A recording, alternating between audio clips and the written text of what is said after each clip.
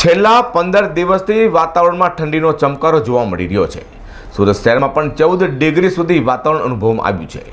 ઠંડી રાત્રિના સમયે વધુ હોવાના કારણે સુરત મહાનગરપાલિકા સંચાલિત નેચર પાર્કમાં પણ અલાયદી વ્યવસ્થા ઊભી કરવા માટે શરૂઆત કરાઈ છે। સરથાણા નેચર પાર્ક ખાતે વન્ય પ્રાણીઓના પાંજરા પાસે હીટરની વ્યવસ્થા કરાઈ છે, જેથી કરીને તેઓ વધુ પડતા ઠંડા વાતાવરણમાં મુશ્કેલી ન પડે।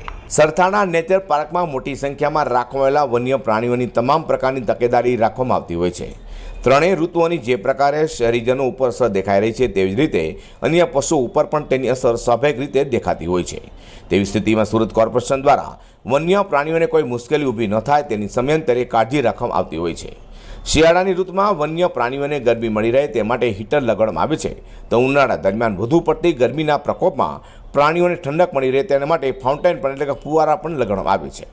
સરથાણા નેચર પાર્કના ઇન્ચાર્જ સુપ્રિન્ટેન્ડન્ટ ડૉક્ટર રાજેશ પટેલે જણાવ્યું હતું કે શિયાળામાં ઠંડીનો પારો સતત ગગડી રહ્યો છે, જેના કારણે નેચર પાર્કમાં રહેલા પ્રાણીઓ પણ તેનાથી મુશ્કેલી અનુભવી રહ્યા છે, જેને ધ્યાનમાં રાખીને વાઘ, સિંહ, દીપડા સહિતના વન્ય પ્રાણીઓના પાંજરા પાસે 15 જેટલા હીટર મૂકવામાં આવે છે, જેથી કરીને રાત્રિ દરમિયાન વધારે પડતી ઠંડીના માહોલમાં તેઓ ગરમ વાતાવરણનો અનુભવ કરી શકે।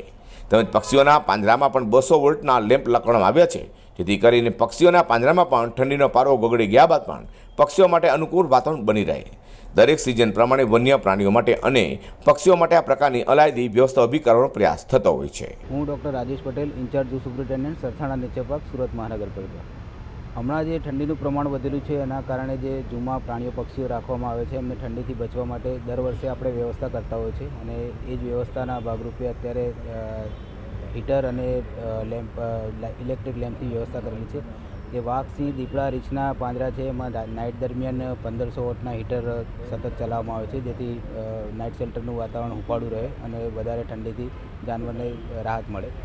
એ સિવાય બર્ડ્સના જે કેસ છે બધા જ પાંજરાઓમાં 200 વોલ્ટના લેમ્પ લગાવેલા છે, એ પણ રાત્રિ દરમિયાન સતત ચાલુ રાખવામાં આવે છે, જેથી વધારે ઠંડીના ટાઈમમાં પક્ષી એની નજીક રહીને હુંફાળું વાતાવરણ મેળવી શકે। બીજું જે હરણના પાંજરા છે તેઓના જે નાઇટ શેલ્ટરના ગેટ છે રાત્રિ દરમિયાન ખુલ્લા રાખવામાં આવે છે, જેથી વધારે ઠંડો પવન કે એની સામે એ લોકોને રક્ષણ મેળવવા માટે નાઇટ શેલ્ટરમાં જઈને બેસી જાય અને પ્રોટેક્ટ કરી શકે પોતાની જાતને। સરથાણા ખાતે આવેલા પ્રાણી સંગ્રહાલયમાં ઋતુની અસર વન્યજીવો પર ન પડે તે માટે હાલ હીટર સહિતની વ્યવસ્થા કરાઈ છે। અઝર કુર્સી સાથે પ્રકાશવાળા।